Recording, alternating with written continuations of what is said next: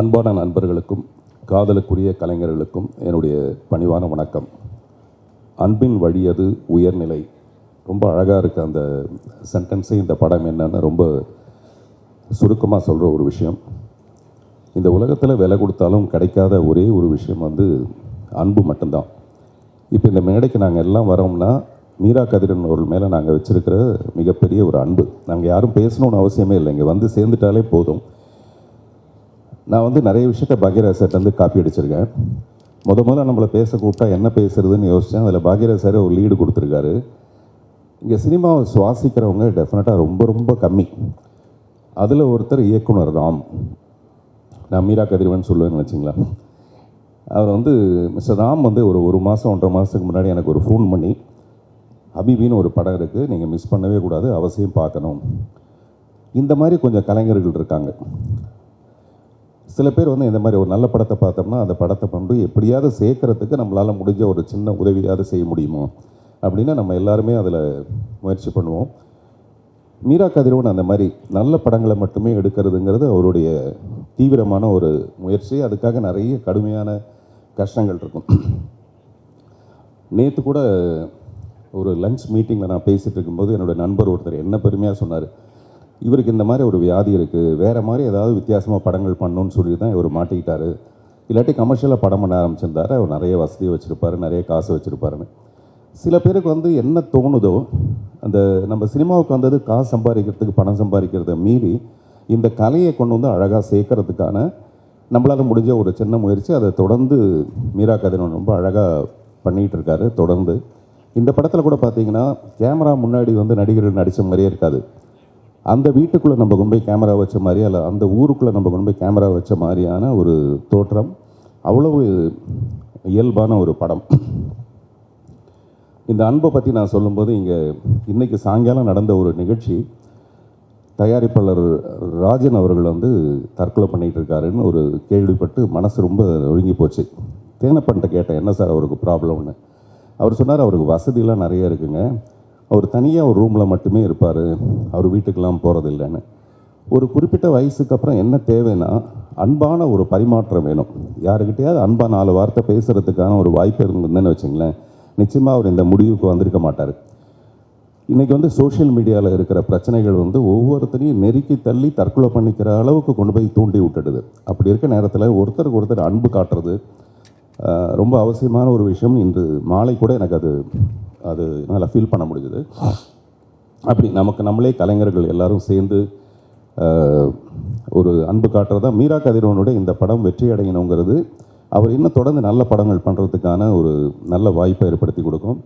சாம் CS இந்த படத்தோடு ஒன்றிய நல்ல பாடல்களை கொடுத்துருக்காரு. மகேஷ் முத்துசாமி நான் சொன்ன மாதிரி இயல்பான ஒரு ஊரை நம்மக்கிட்ட காமிச்சிருக்காரு.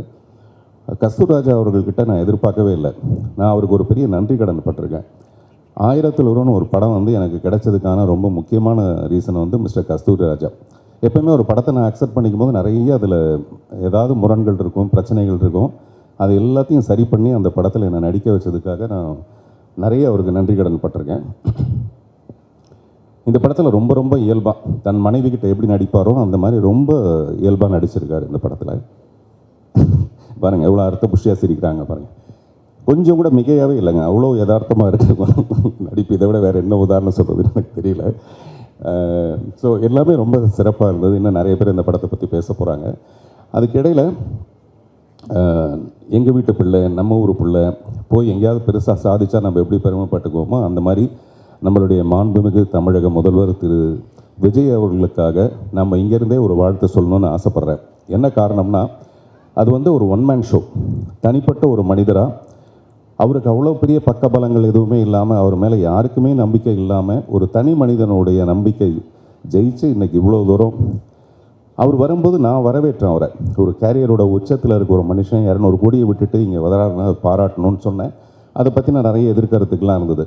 ஆனால் இன்றைக்கி கேரியரோட உச்சத்தில் இருந்து சிஎம் ஆகி இன்றைக்கி மத்தியானம் கேரியரில் சாப்பாடு எடுத்துகிட்டு வர ஒரு அரசு ஊழியர் மாதிரி காலையில் கரெக்டாக 9:30க்கு வராரு, சாயங்காலம் வரைக்கும் இருக்கார். அதெல்லாம் ரொம்ப ஆச்சரியமாக நிறைய பேருக்கு ஒரு பிரமிப்பாக இருக்குது. வந்த 4 நாளைக்குள்ளே இவ்வளோ பண்ணுறாருன்னு. அவர் நிறைய பண்ணோம். இப்போ கமல் சார் கூட பார்த்து ஒரு 6 விண்ணப்பங்களை கொடுத்துருக்காருன்னு சொல்கிறாரு. சிறுபான்மை மக்களுக்கு நிறைய நல்ல விஷயங்களை பண்ணணுங்கிறது அவருடைய எண்ணமாக இருந்தால், இந்த சிறுபான்மை மக்கள் சினிமாவில் யாருன்னா இந்த சின்ன படங்கள் எடுக்கிறவங்க. நல்ல படங்களை ரிலீஸ் பண்ணுறதுக்கு வாய்ப்பு இல்லாமல் நிறைய போராட்டம் ஒன்று இருக்கும். அப்படிப்பட்ட படங்களுக்கு வந்து இந்த அரசாங்கம் நிச்சயமாக உதவணுங்கிறது நம்மளுடைய ஒரு அன்பான வேண்டுகோள். இந்த படத்தை கூட நேசம் ப்ரொடக்ஷன்ஸ்னு பண்ணியிருக்காங்கன்னு நினைக்கிறேன்.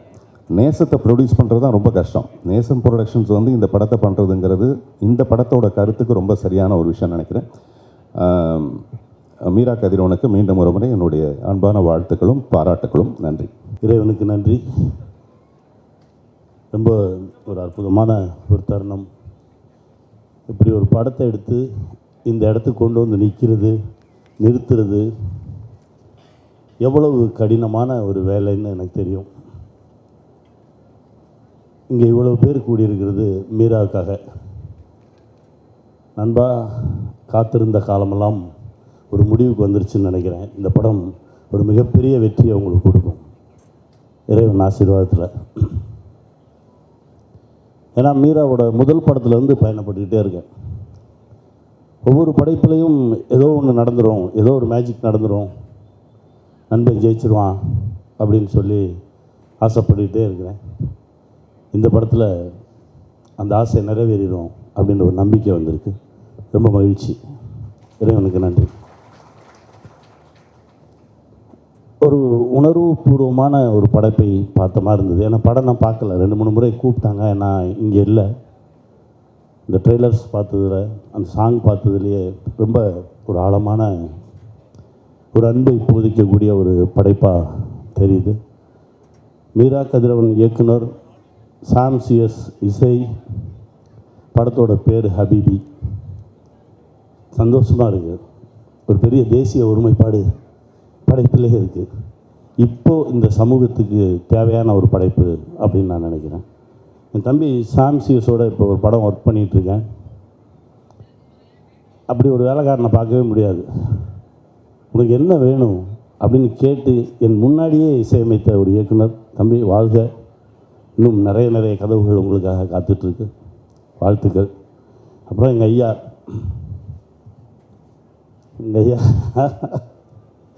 எட்டுப்பட்டி ராசா. அப்போல்லாம் கேசட்டில் நீங்கள் சொல்லியிருப்பீங்க காட்சிகளை. கஸ்தூரி பாண்டியன் உட்கார்ந்து எழுதிட்டுருப்பார். அப்புறம் நம்ம கண்ணனும் இருப்பான். உங்களுடைய உச்சரிப்பை கேட்டு வியந்துக்கிட்டே இருப்பேன். ஏன்னா இரவு மட்டும்தான் வருவேன் அலுவலகத்தில். உங்கள் அலுவலகத்தில் உங்களுக்கே தெரியாமல் ஒரு 3 மாதம் தங்கியிருந்தேன் நான்.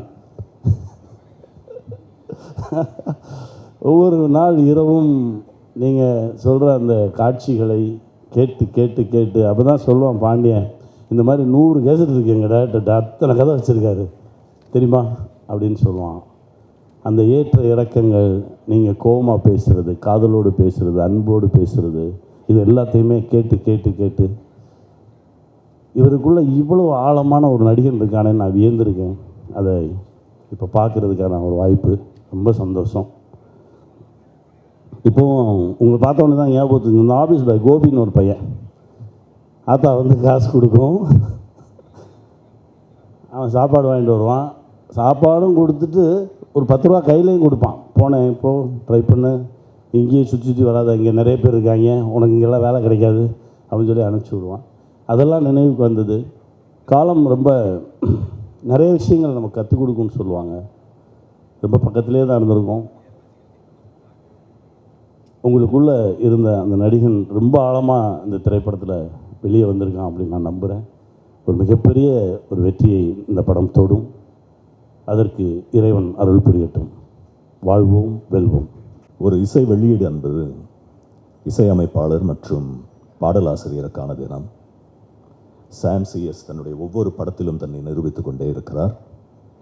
யுகபாரதியின் பாடல்களை கவிதை போல் வாசிப்பதில் அலாதி நாட்டமுடையவன் நான். அவர்களுக்கு என்னுடைய பாராட்டுகளும் வாழ்த்துகளும். பொதுவாக ஒரு படம் ரிலீஸ் ஆனதற்கு அப்புறம் இன்ஃப்ளூயன்சஸ் அதை பற்றி பேசுவது, அலசுவது என்பதெல்லாம் வேறு. இதுபோல் ஒரு மேடையில் கூடி சக கலைஞர்களும் இயக்குநர்களும் எழுத்தாளர்களும் அந்த படத்தை கலந்தாய்வு செய்வதும் கலந்துரையாடுவதற்குமான வாய்ப்பு மிகவும் குறைவு. ஹபீபியை நான் ஏற்கனவே பார்த்துவிட்ட காரணத்தால் அதற்கான ஒரு வாய்ப்பாக இந்த மேடையை பயன்படுத்திக் கொள்ள வேண்டும் என்று ஆசைப்படுகிறேன்.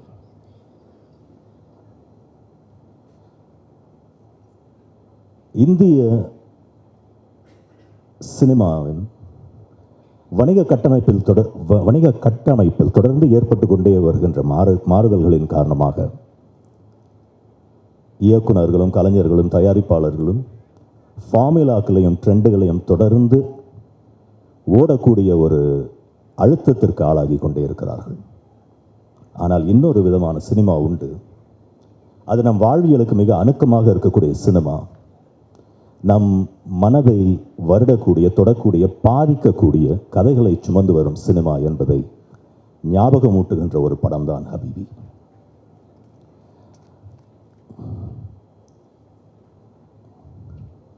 இந்த கதையை எழுதி இயக்கியிருப்பது என்னுடைய நண்பர் மீரா கதிரவன் என்பதில் தனிப்பட்ட முறையிலும் நான் பெருமைப்படுகிறேன்.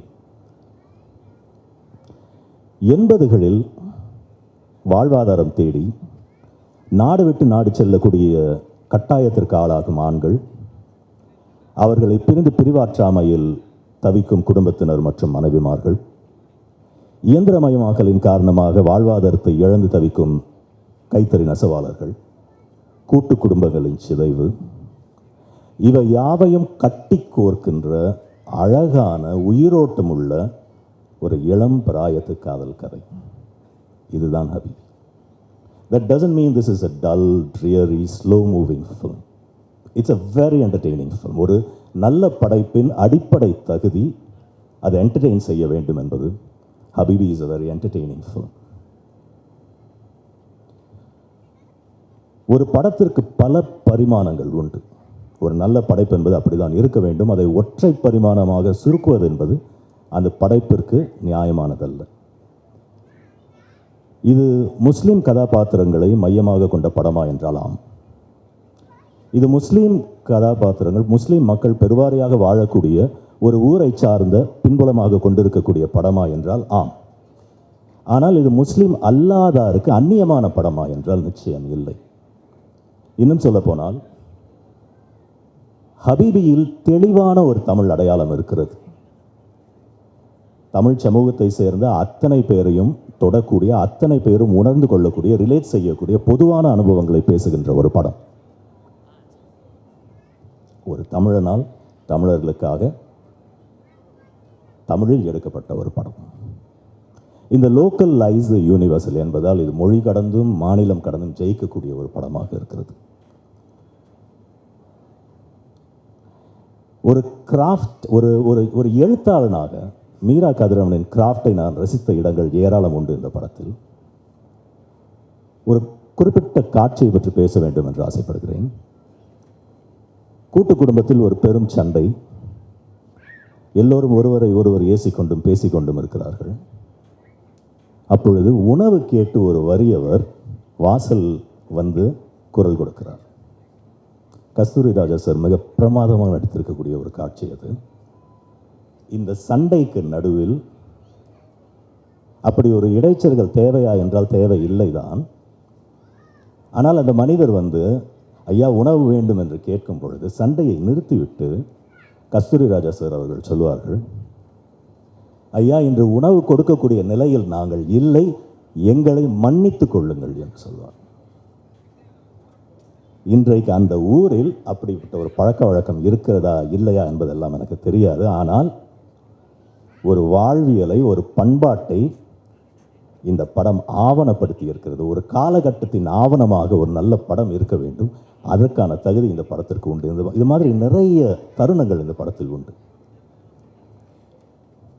நவநாகரிகமான உடை அணியக்கூடிய ஒரு பெண்ணை பார்த்து சமய சார்பின் காரணமாகவோ அல்லது வேறு சில காரணங்களுக்காகவோ நாம் ஒரு முன்முடிவுக்கு வருகிறோம் என்று சொன்னால், நாம் ஒரு முன் தீர்மானத்திற்கு வருகிறோம் என்று சொன்னால், ஒரு ஜட்ஜ்மெண்ட் நிலைக்கு நாம் வருகிறோம் என்று சொன்னால், அது அந்த பெண்ணை பற்றிய ஒரு மதிப்பீடு அல்ல, நம்முடைய மனதில் பதிந்திருக்கக்கூடிய காழ்ப்புணர்ச்சிகளின் வெளிப்பாடு தான் அது.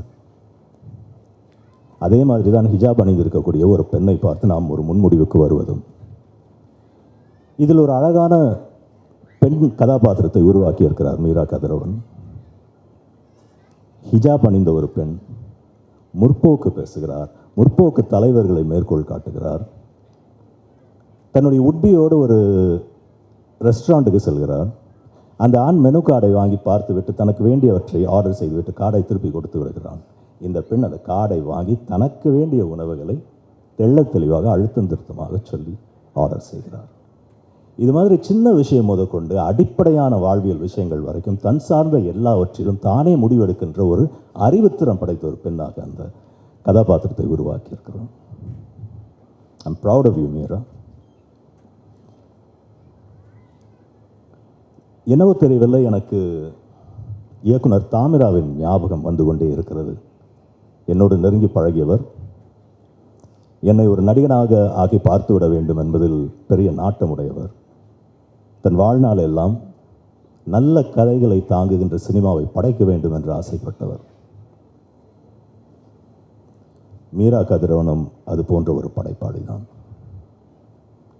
மீரா கதிரவன்களும் தாமிராக்களும் லெனின் பாரதிகளும் தொடர்ந்து படம் பண்ணக்கூடிய வாய்ப்பை ஏற்படுத்தி கொடுக்கின்ற வரைதான் தமிழ் சினிமா ஆரோக்கியமானதாக இருக்க முடியும்.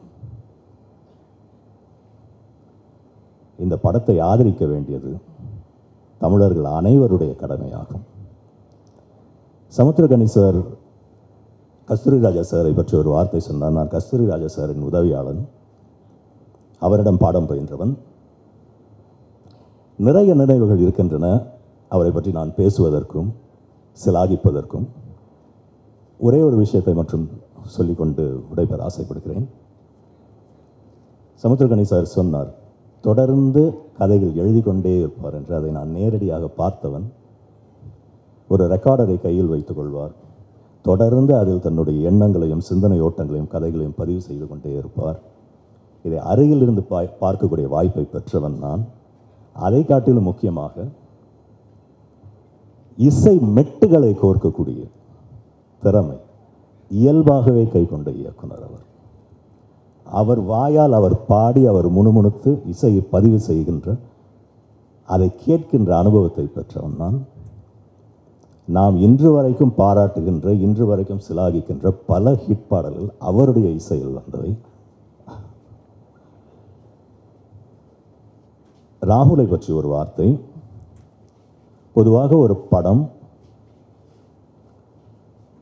வெற்றி பெறுமா தோல்வி பெறுமா என்பதை, ராகுல் வந்திருக்கிறாரா இங்கே, வெற்றி பெறுமா தோல்வி பெறுமா என்பதை தெளிவாக துல்லியமாக தீர்மானிக்கக்கூடிய நபர்களில் அவர் ஒருவர். அவர் இந்த படத்தை வெளியிடுவதற்கு முன் வந்திருப்பது ஒரு மிகப்பெரிய பலம் என்று நான் கருதுகிறேன். மீரா கதிரவனும் தொழில்நுட்ப கலைஞர்களும் தயாரிப்பாளர்களும் நடிகர்களும் அத்தனை பேரும் மிகப்பெரிய வெற்றி பெற வேண்டும் என்று கூறி வாய்ப்பளித்தமைக்கு நன்றி. வணக்கம்.